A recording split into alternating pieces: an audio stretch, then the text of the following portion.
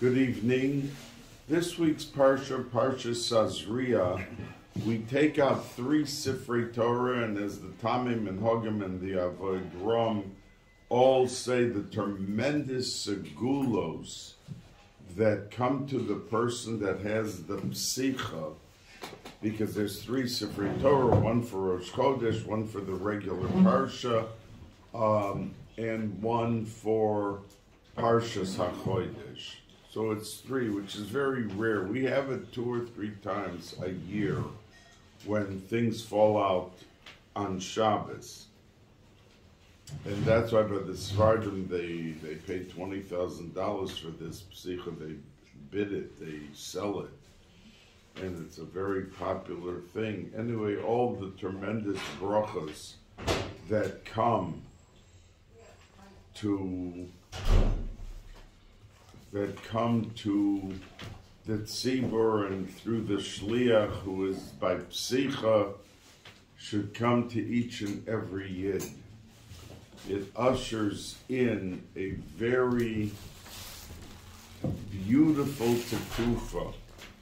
We say that every one of the nisim nistorim of Purim, that they were, it looked like a regular story. This just happened here, and that one was walking by there, and Mordechai heard Big Son and Sarah's planning to kill the king. It looked like it just happened at certain moments, excuse me. But we know it was really nisim nistorim, that there were miracles happening that ushered in the tekufa of tremendous miracles. And the Sfarim, the Bnei Yissaschar, talks about it, that after Purim was ushered in, you can bring in Chodesh Nisan, which is Nisim Geluyim. And that's why the Gemara says, Benisim Nigalu Avosenu V'she'osidin Ligoyel, that the time that there's going to be a tremendous surge for Mashiach in the atmosphere to reveal himself will be the Chodesh of Nisan. Now, this week, the Parsha, and we're going to talk more about it in just a moment, but this Parsha usually is together with Mitzorah, Tazria and Mitzorah. Because it is an Ibr Yor, we have 2 Adors, therefore it's only one Parsha. We only read this Shabbos. We read the regular Sedra, which I think has 67 psukim, and we then read from Rosh Chodesh a piece, not the regular reading of Rosh Chodesh. We start with V'yom HaShabbos, and then we do Parshas HaChodesh, which is the final of the 4 Parshios which are read on the Tekufa, starting with Shkolim, then Zohar, then Parah, and then we have the final one, this Shabbos, of Parshas HaChodesh. It is the completion of the cycle, and each parsha corresponded to a different letter of the Shem Havaya, Yud Kei Vav Kei. And as the Chidos says, that when a person gives tzedakah, the dollar or the coin is the Yud. It's like a little bit the Yud, like a dot. The 5 fingers that he has is the Hey. When he stretches out his arm, it's a Vav. And the person who receives it is the last Hey. And that's Mashlim. It completes the name of HaKadosh Baruch Hu, Yud Kei Vav. And with that last Hey, you have the tremendous power of the Yud Kei Vav Kei. And that's why Parshas HaChodesh is so special, because it fills in. And that's the reason that the first inyan in Shulchan Aruch that's talked about by Hilchas Pesach, all the halachas about Pesach, is that you have to give out kimcha de pischa. You have to give to the poor. You have to give them money to buy matzahs and to buy... Now, excuse me, why would that be the first halacha that's written? But the answer is, according to what the Chidah says, that Parshas HaChodesh, which is the last parsha, finishes the Shem Havaya Yud Kei Vav Kei. That's the reason, since it's bringing about the shleimus, and we know that through tzedakah we can forcefully bring out the power of the Shem Havaya, and it comes with Parshas HaChodesh, which is the completion of all four parshios. And that's why it comes out right before Pesach. In other words, 2 weeks before Pesach, but it's the last. And then we have the halacha of giving out kimcha de pischa, which also corresponds to the Shem Havaya of Yud Kei Vav Kei. Now, in the Haftorah of this week, there is a story that is told about Naaman, who was the Sar Tzava Melech Aram. His name was Naaman, and he, since this Sedra and next Sedra are talking about leprosy. I mean, it's not real leprosy, it's a complete ruchnius thing. We just translate it because it's like comes on the skin and for Lashon Hara and for other things that are done, a person becomes a Metzora, and it's discussed in Tazria. So therefore the Parsha, which always has a Haftorah that has a link to the Sedra, that's why this story is told. And what happened was, he was a goy, and he was a very powerful, gigantic general for the Melech Aram. He led his entire army for him, and he led him to many successes. But suddenly he became a Metzora. He became a leper. And with all of his might and everything, he was going out of his mind. He was in such pain. So the king of Aram said to him, "Go, I'll send some gifts to the king of Israel, the Melech Yisrael, and you can come in to him and ask him about Elisha, who was..."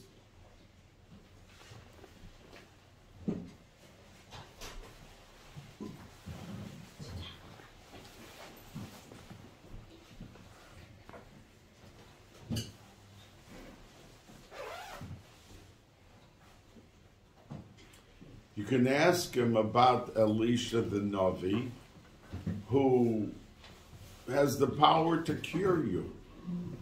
So it says that he came to Elisha. First they sent presents and all of these things, and not to Elisha, but to the Melech Yisrael. And he came to Elisha, and Elisha sent out his assistant, and he told this Naaman, what you have to do is go to the Jordan River, and you have to dip in 7 times, and your leprosy, your saras, is going to disappear.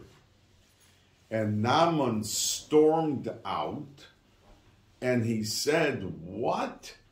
Elisha sent me an assistant? He didn't come out himself? I would rather stay with all the leprosy than take his advice." A chutzpah. I'm Naaman, the Sar Tzava Melech Aram, and he sends me out a message with an assistant. And he went back home.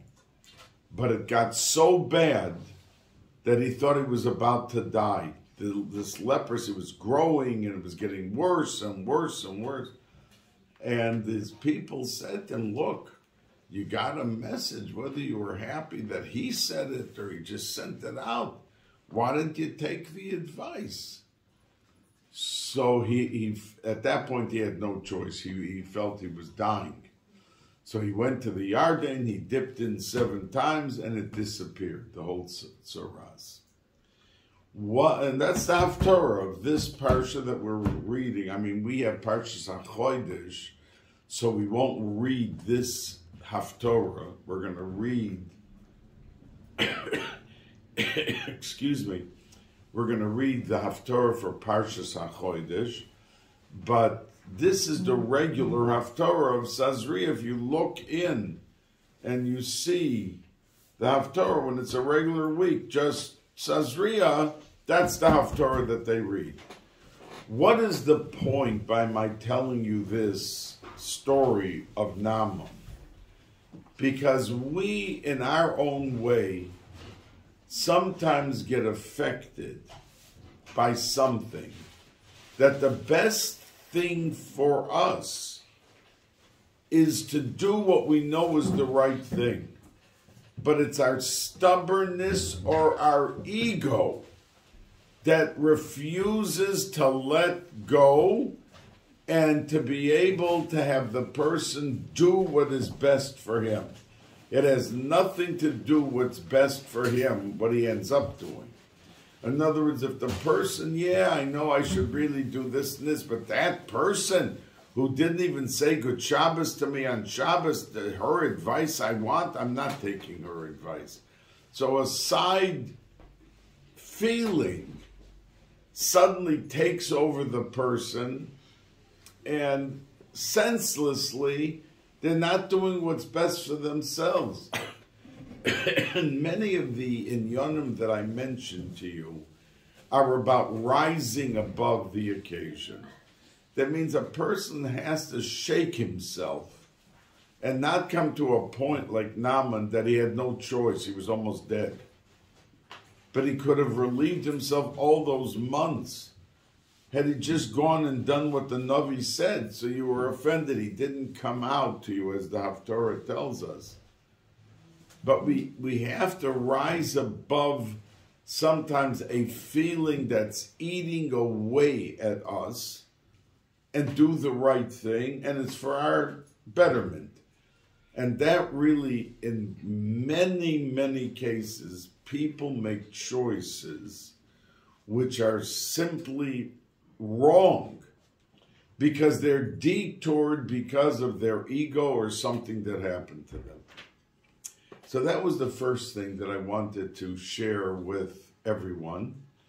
And the second thing is that the woman, our parsha begins about a woman who gives birth. And after a certain period of time, V'shishim yom v'sheshes yomim teishev al demei tahara, and at the end of the story, she brings 2 korbanos. Echad liola ve'echad lechatos, that she has to bring as a thanks and as a kapara for different reasons. She has to bring these 2. Now the Mefarshim say we always have the korban chatas first. Anywhere you look in Vayikra 2 parshas ago, 3 parshas ago, that if you see when it talks about bringing them, the chatos goes first. And in our parsha, talking about this woman who gave birth and has to bring the korbanos at the end of everything, it talks about the oila first, and then the chatos. The Gemara says, the Mefarshim say, like a person of achatas was for something to wipe off any averis or anything that was wrong. So it's like Surmei Rava Asei Tov, that if you have a problem with a friend, and she may be right, you did something which was not so nice, you first have to straighten out the problem, apologize for it. And then you can bring a gift, or you can appease, and you can work on the relationship. If you feel that the relationship is worth it, and if she was a friend for 20 years, so why would you just drop, the relationship? If she was good for 20 years, you let some nonsense get in the way. I don't need her anymore. But the point being that we, in those type of situations, first have to clear the air, and that was the chatos. And then the oila, which was really a goodwill offering, we offer the appeasement and we repair the goodness. That's called Surmei Ra Va'asei Tov. So the Rosh Yeshiva in Manchester always used to say, I heard him on one occasion saying on this question, excuse me, yeah, I never had a cold for 4.5 weeks. I went to the doctor and he said, it's not pneumonia, it's not bronchitis, you just have to wear it out, and many bad colds could take 2 months till you get it out of the system. I said, 2 months? There's nothing else I could do? He said, yeah, go to Florida. So anyway, the Manchester Rosh Yeshiva said like this, the Ola was higher. Many people set a standard for themselves that they sell themselves short. Means most people have talent, they have ability, and they can do some very beautiful things. But they sell themselves short. Like somebody came in, I think it was to the Chofetz Chaim, and he said, Rebbe, I brought my son to learn in your yeshiva, and I hope that he's going to grow up to be an Erlich, a person that keeps Shulchan Aruch, and he's Koveya Itim LeTorah, that he learns every day. So the Chofetz Chaim said to him that if that's what you want for your son, then who knows if he will even remain religious. You have to come in and you should have said, I want him to become the next Gadol Hador, the next tzaddik. In other words, you have to think big. And you have to set standards and goals above and beyond. Rabbi Yaakov Kamenetsky was once at a meeting in his son Avram Alav Shalom in his house. And I was the Rosh Yeshiva's Gabbai, so I was there at the meeting. Moshe Feinstein was there. And his daughter-in-law was expecting a child. So when the meeting finished and they were leaving the meeting, the Rosh Yeshiva stopped and let her walk first towards the door. She wanted to extend, thanks for coming to the house and that. So she went to the door and she waited for the Rosh Yeshiva, but the Rav Yaakov said, no, you go first, because it could be that you have Mashiach that will be born. You're expecting. In other words, the idea of not accepting, okay, this is good enough, I'm happy with just this, I'm happy with that. We have to propel ourselves to want more. When a person says at the beginning of the year, this year I'm not going to miss a minyan. Why would they sell themselves short that at the end of the year, they missed half the year of minyanim? They missed half of it. They were this, the excuses, the Yetzer Hara takes care of the person. He provides them with plenty justifications, rationalizations, logically, to make himself comfortable. But if you push that aside, person in a minyan, he's answering Yehei Shmei Rabbah. 7 or 8 times in a regular minyan. He's answering to Kedusha, that Malachim, the angels, had to wait. They were created in the beginning of creation, and they had to wait for only one time that they were allowed to say Kadosh, Kadosh, Kadosh, and not before that. And the angel that was fighting with Yaakov, which was 2,100 years after creation, said, please let me go. It's my day to say the Kedusha. And if you don't let me go, I blew it. And today, when we say Kedusha, Ivakara Zel Zevi Amar, we're corresponding to the Malachim, who then one level Malach to the next level Malach and the third level Malach, that it all goes up and up and up. Those Malachim only have one time. That means they waited 5,782 years to have their day to say Kadosh, Kadosh, Kadosh. But a human being, a Yid, could say it every single day, by Shachris, by Mincha. If he's in a shul that there's a few minyanim, he could end up saying Kedusha 5 times in one day. Yet the Malach only could say it one time. So why would a person sell himself so short and not allow himself to really maximize the days of his life? So the Rosh Yeshiva basically said that the reason that the Chatas, which always is listed first, and it wipes away the bad, that in this parsha, by a woman giving birth, it says first the Ola, because a new child coming into this world has the potential and the ability to be the greatest in the generation. We don't know. And that Rabbi Moshe Feinstein, Zichrono Livracha, used to say, if you look in Shemos, at the beginning, names are not said. In other words, Amram, it says, took the niece, took the uncle, it's only, he says, names are not mentioned because at the beginning, when someone's born, we don't know what they're going to end up.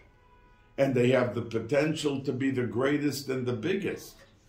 So therefore, we just skip labeling them with a name, and we shoot high, we shoot for the heaven. And when a person does that, then even if he falls short of his goal, but he can reach much higher than having started off achieving his goal at half level. Like this Yid that came in, well, I hope he'll be an Erlich Yid and keep Shulchan Aruch, and he'll be Kovei. He'll learn an hour a day or 2 hours a day. So the Chavetz Chaim felt he was already selling himself short. That's what you want for your son? You should have walked in here and said you want him to be the Gadol Ador. You want him to be the biggest Rosh Yeshiva. You want him to be the biggest tzaddik. Now,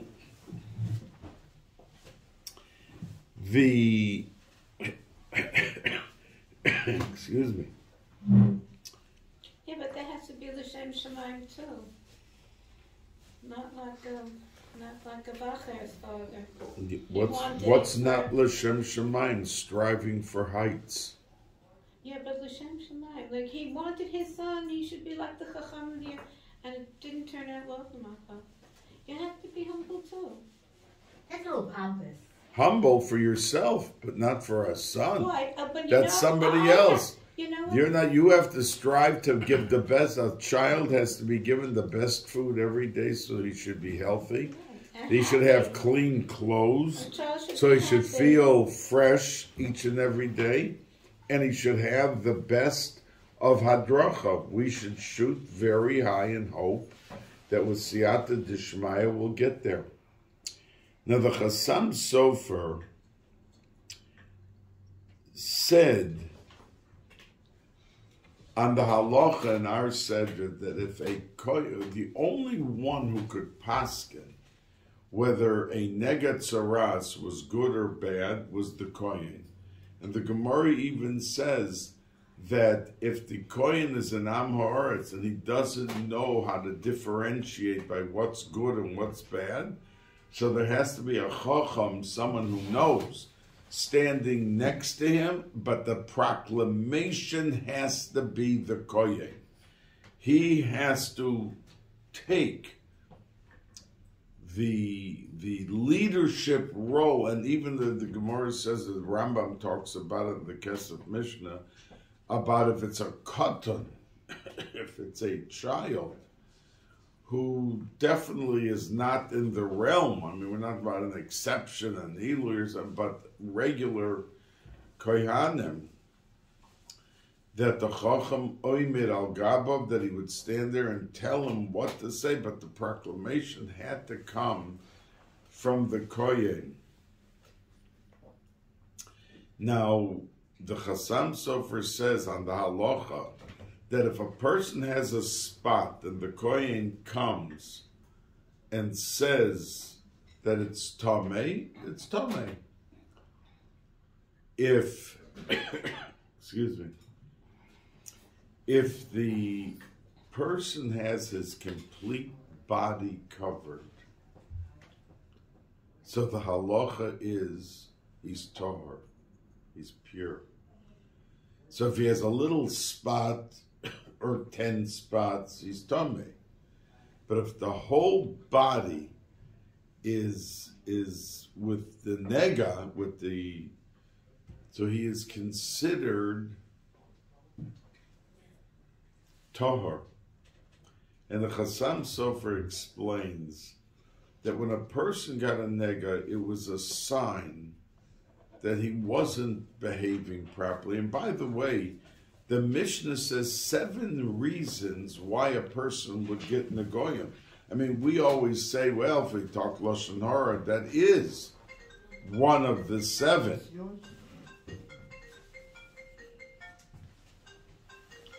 It's one of the.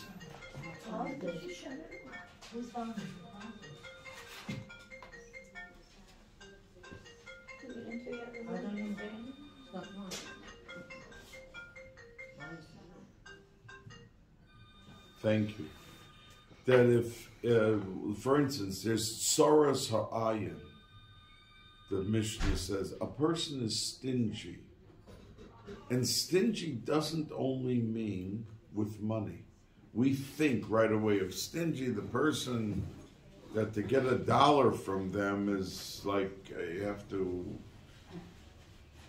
But that doesn't mean stinginess, the Meforshim say. That's one of the problems.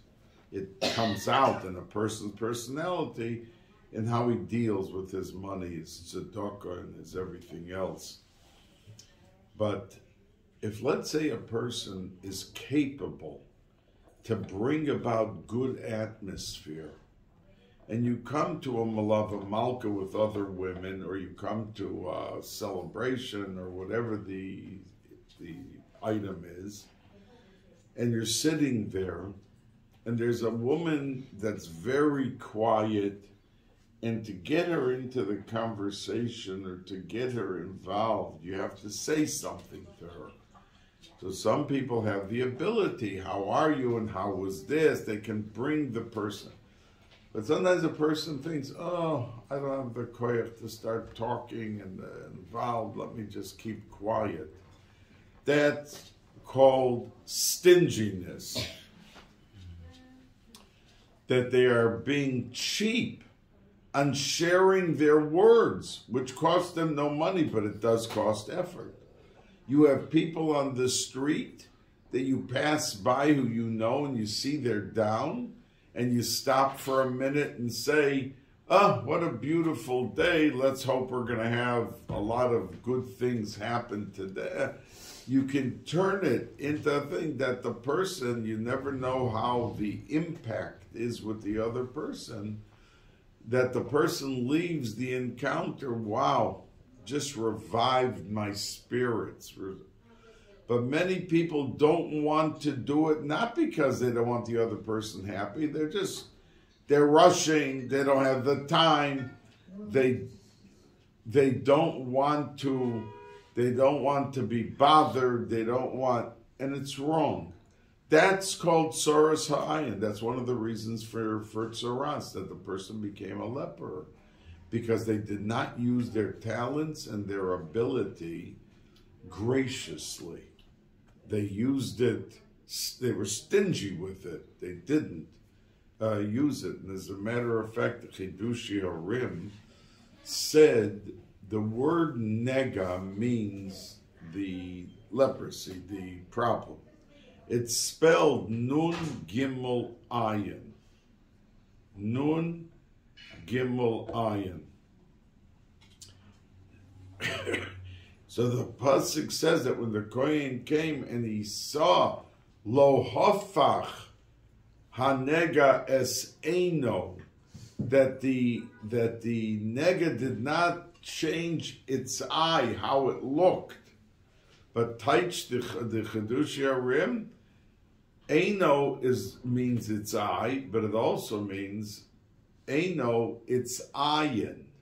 It's ayin.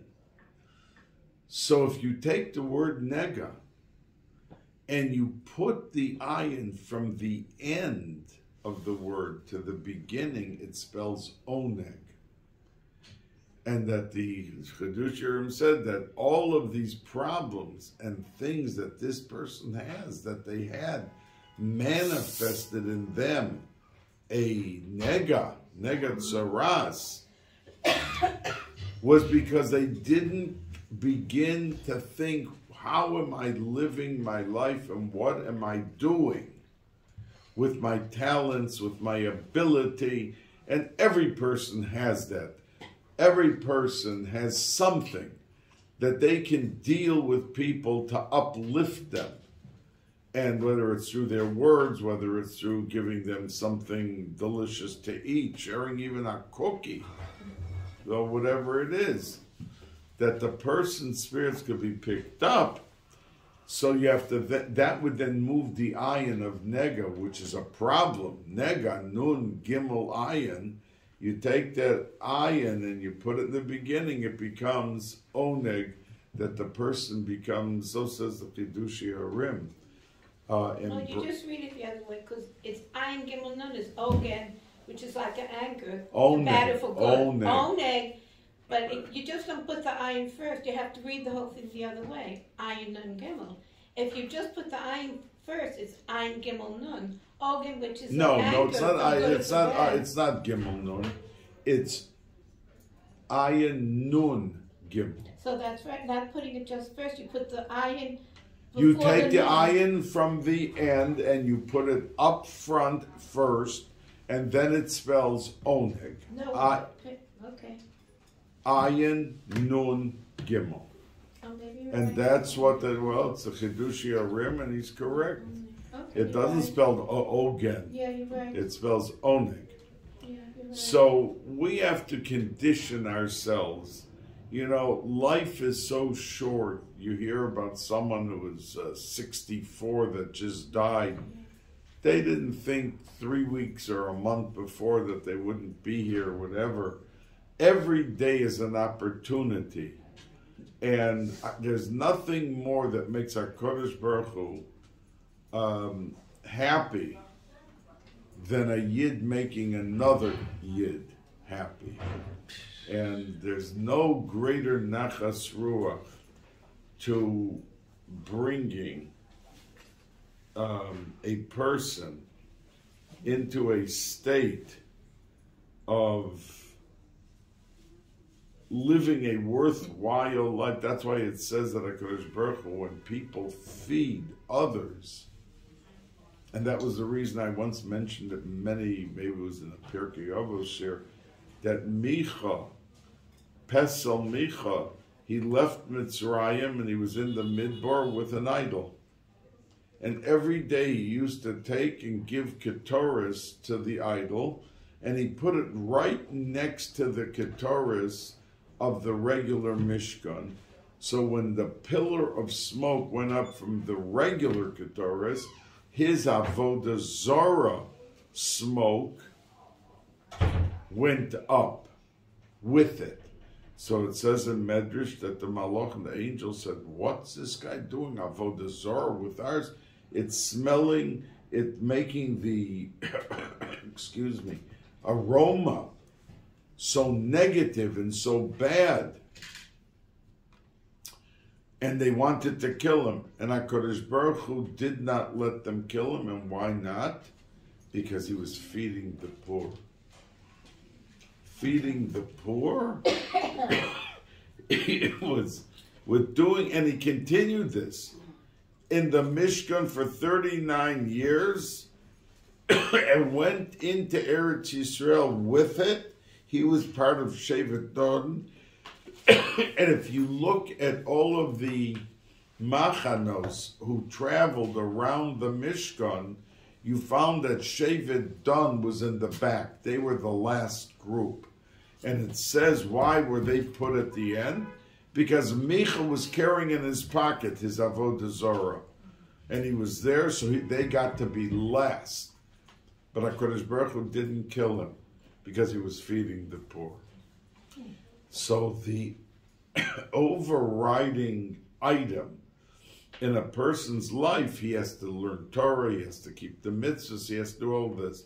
But his interaction with other Yidden in helping them be happy, helping them be uplifted, helping them pull through a day, whether we lend them $10 or whether we give them a good sandwich or we give them a good word, and their spirit for the day becomes enhanced, is what the person has to really work at to be able to accomplish what he has to do.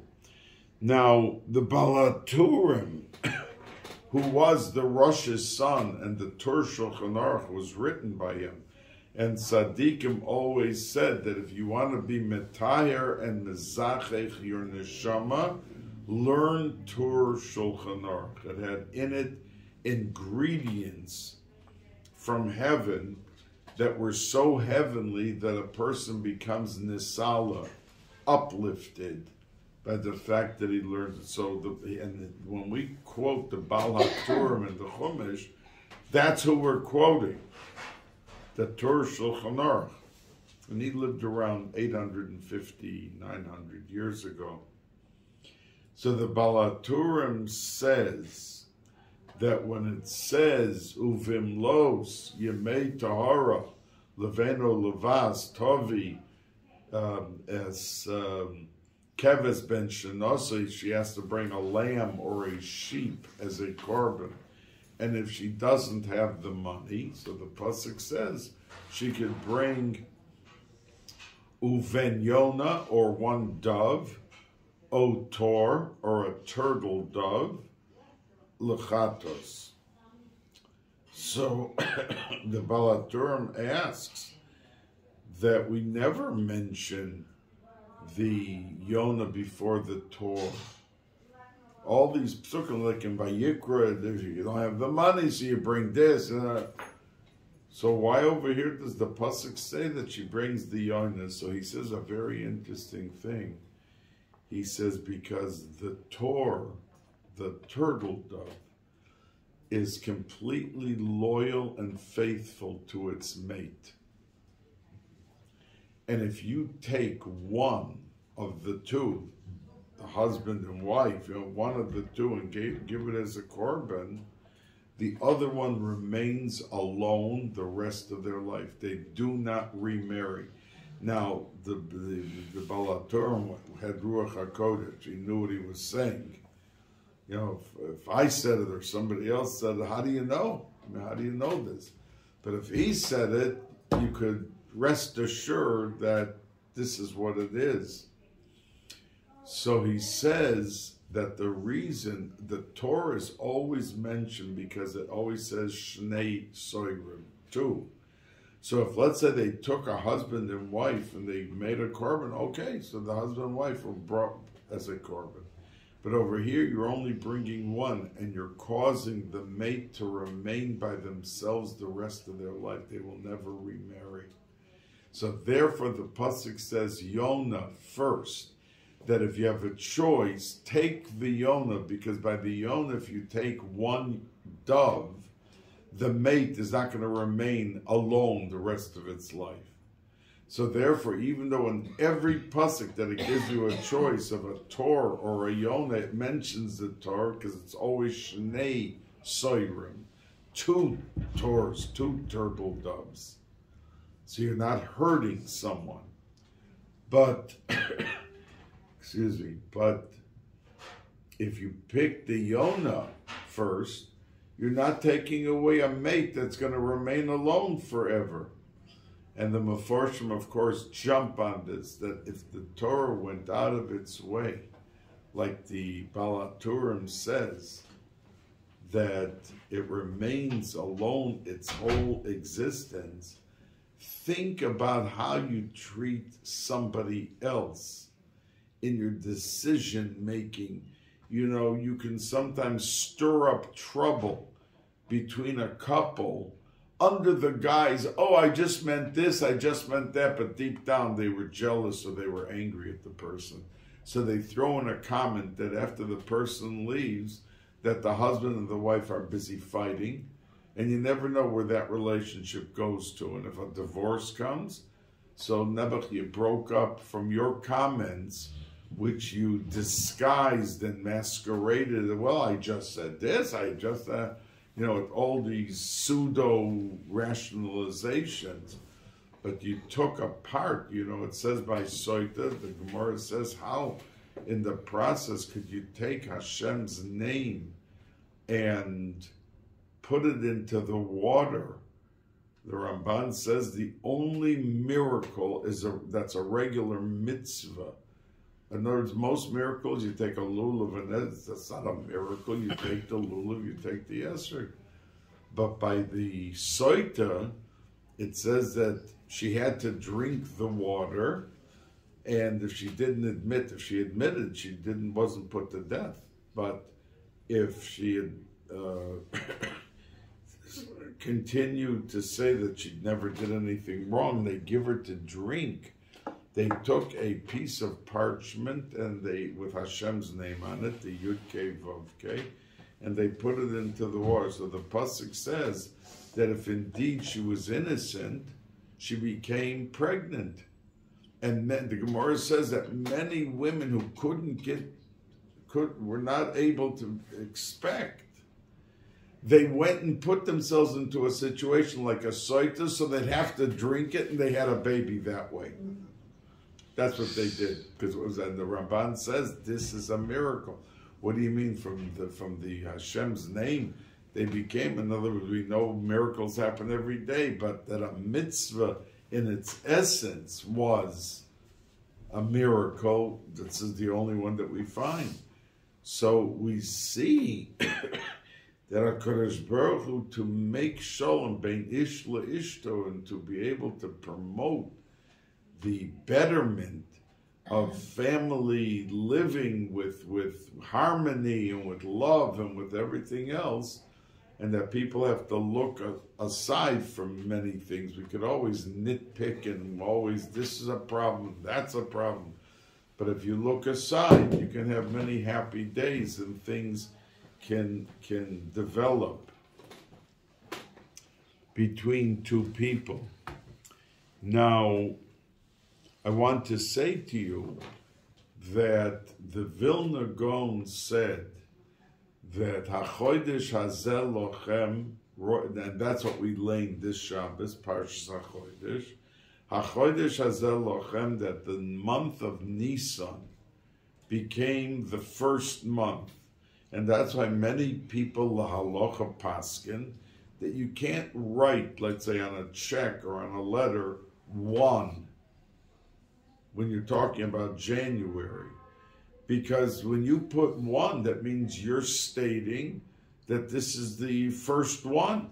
It's 1, it's not 6, it's not 8, it's not... And the pasuk says, HaChodesh Hazel Lochem Rosh Chodoshim. And you're taking January and making, so you have to write out the word January or Jan instead of putting it like that. And the Vilna Gaon said, we know that when a person wants to fast on Rosh Chodesh, you're not allowed to.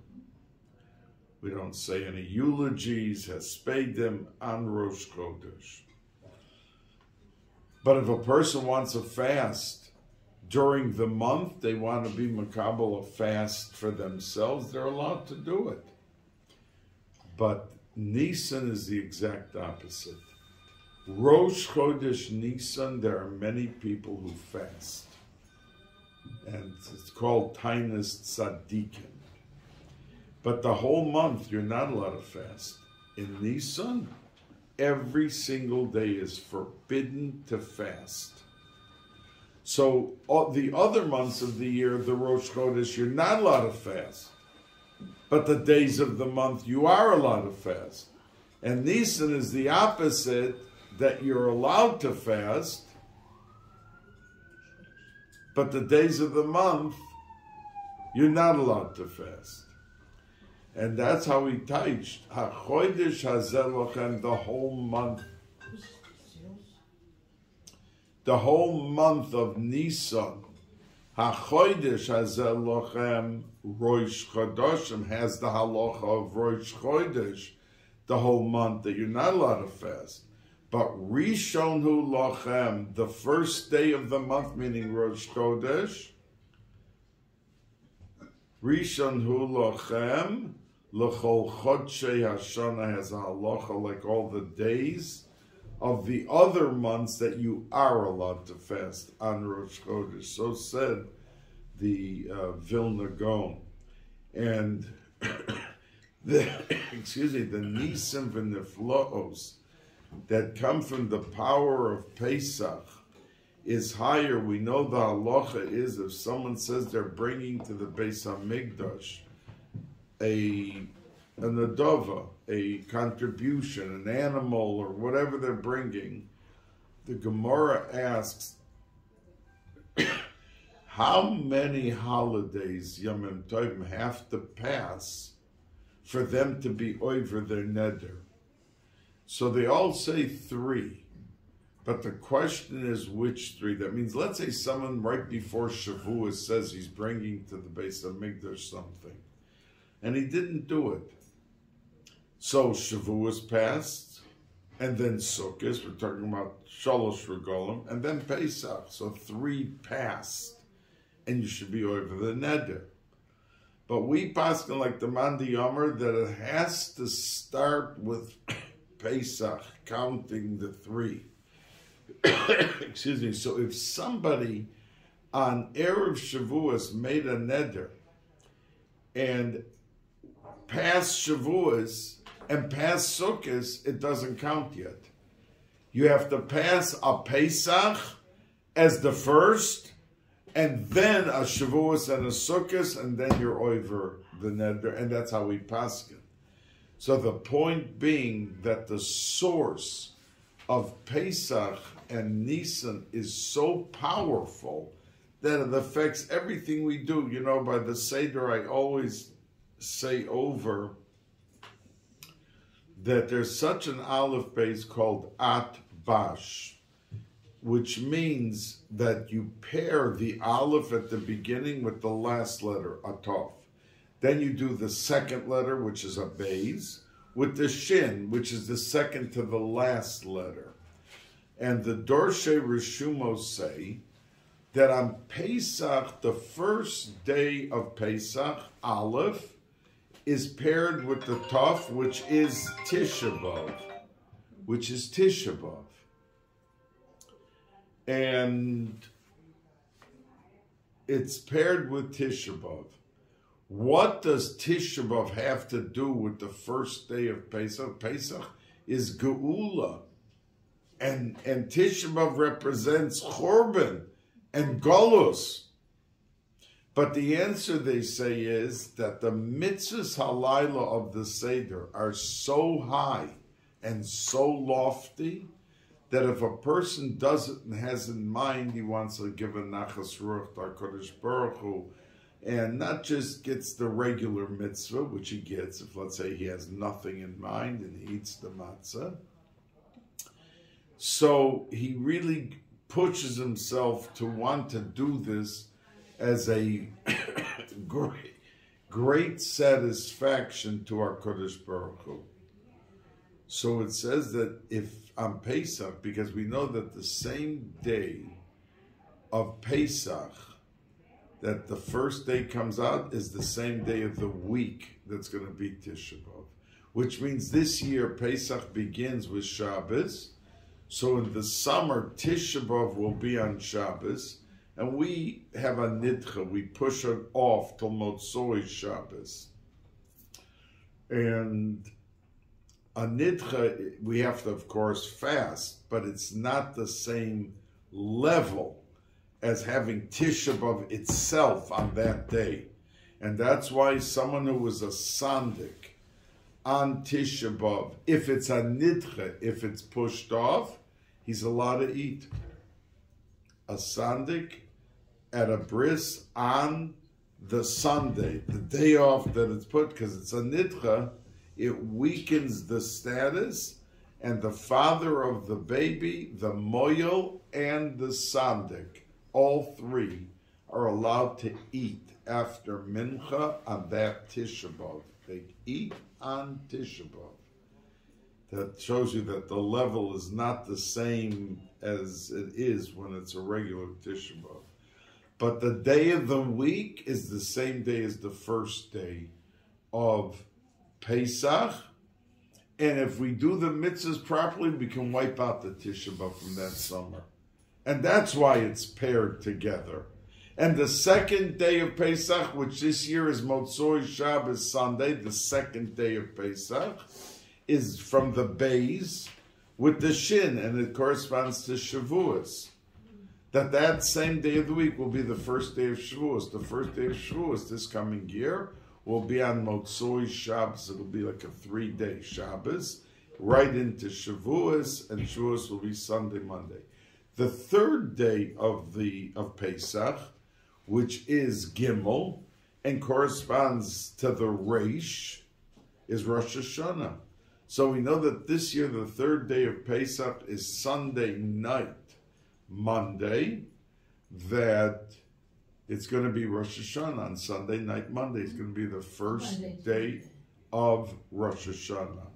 And it'll be on Monday, Tuesday, the 2 days of the fourth day of Pesach comes out this year on Monday night, and that's Daled. It's the fourth day of Pesach, corresponding to the Daled, the Kuf, which is Kriyas HaTorah, meaning Simchas Torah, will be on Tuesday.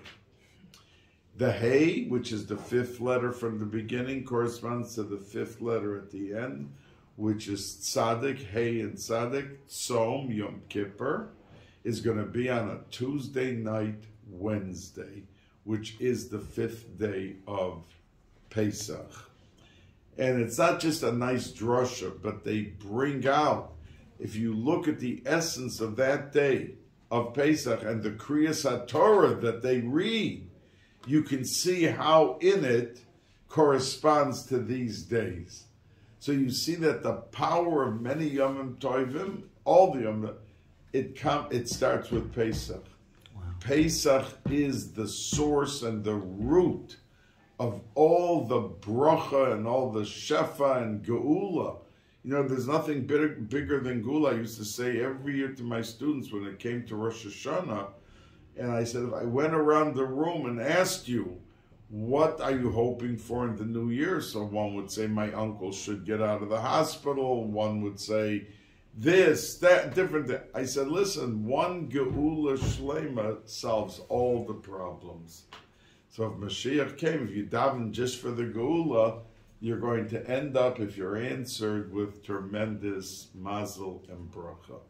I thank each and every one of you for coming, and have a guten chodesh haba aleinu l'toiv.